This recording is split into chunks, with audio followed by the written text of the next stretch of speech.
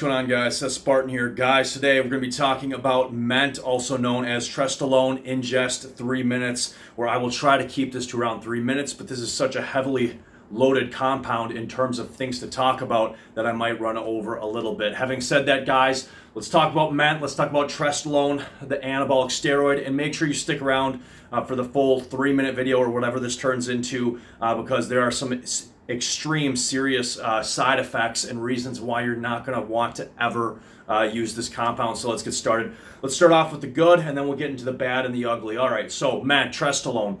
What do you need to know? 19-nor anabolic derived steroid. It's 19-nor class, same as DECA and Trenbolone. Also, anabolic androgenic rating of 2,300 to 650. So this gives us a snapshot of already what is going to happen or occur with this hormone, this anabolic steroid, based on what we know about other steroids. So let's talk about the good. Extremely anabolic, building muscle, great. Strength, great. Burning fat, great. Performance, you're going to get a performance boost, but not so good just because you're going to have some of the same, or you can have some of the same cardiovascular effects as Trenbolone, inhibiting you from having long-term stamina or endurance in terms of your lungs cardio, also known as, I'm going to call it the Tren lung effect, where you can't exert yourself. You're heavily breathing, and we see this with some anabolic steroids that have a very, very high anabolic and androgenic rating. Having said that, so that's the good.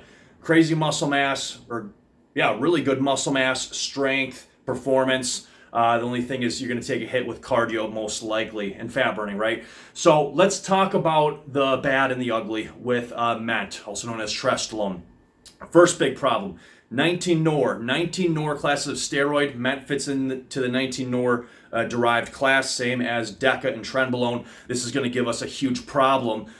We have some breakthrough research and breakthrough studies, one particular study, that shows that DECA, also known as nandrolone, can be up to 11 times worse milligram per milligram on your arteries, the endothelial cells, namely, than testosterone. What does this translate in English? This means that most likely, we can't verify this until more data comes out, this is from an Italian study, most likely DECA, which is a 19-nor, classic 19-nor, does 11 times more plaque buildup in terms of arteries than testosterone milligram per milligram. And obviously, Trenbolone, MENT, and any other 19-nor is structurally very, very similar to nandrolone. Nandrolone's a 19-nor, right? So it makes sense.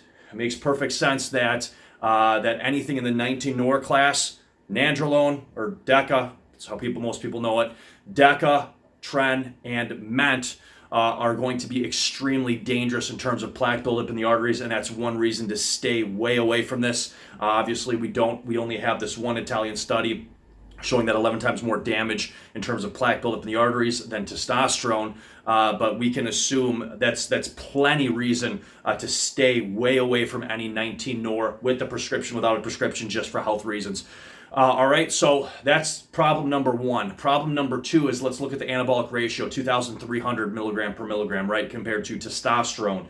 One thing that we're gonna, I talk about this with Anavar, Winstrol, if you have a really high anabolic rating, milligram per milligram when compared to testosterone, you're putting yourself at extremely high risk of what?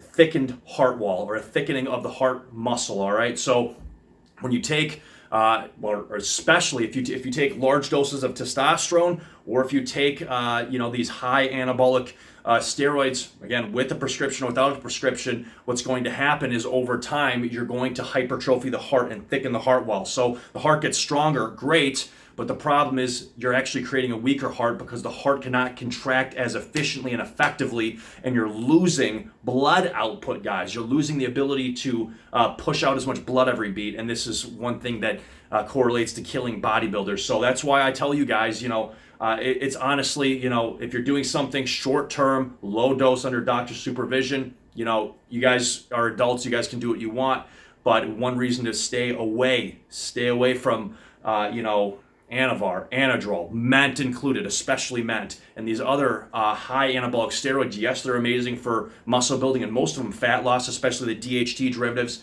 but it's just not worth it in terms of thickening your heart wall and basically giving yourself a weaker, well, it's a stronger heart, but it's weaker in terms of ejection volume.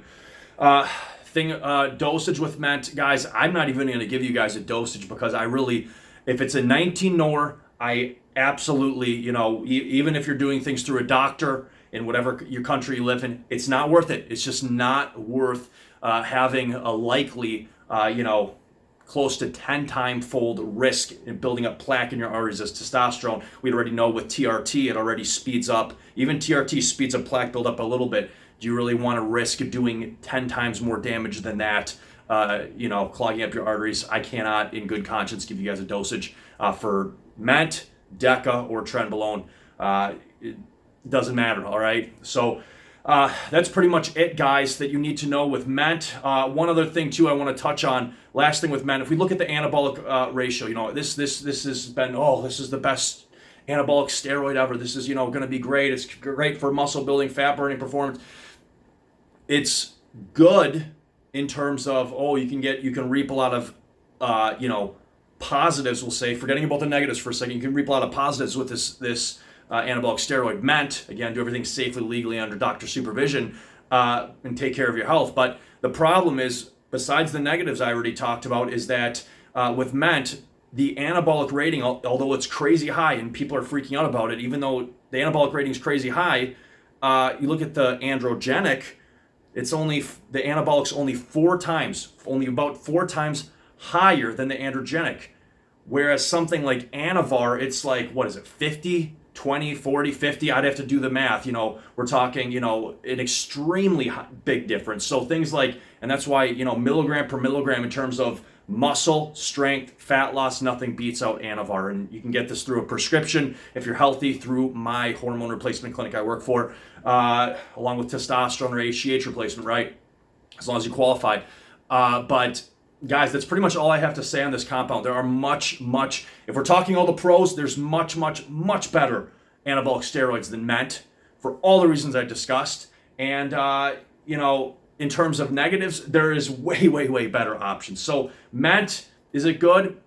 In terms of positives, can be, but we have way better options. And in terms of negatives, I would never even consider ever using this with prescription, without a prescription, under doctor supervision. Doesn't matter. Guys, stay safe, stay healthy, take care of your health. You only got one body, and we are out of here.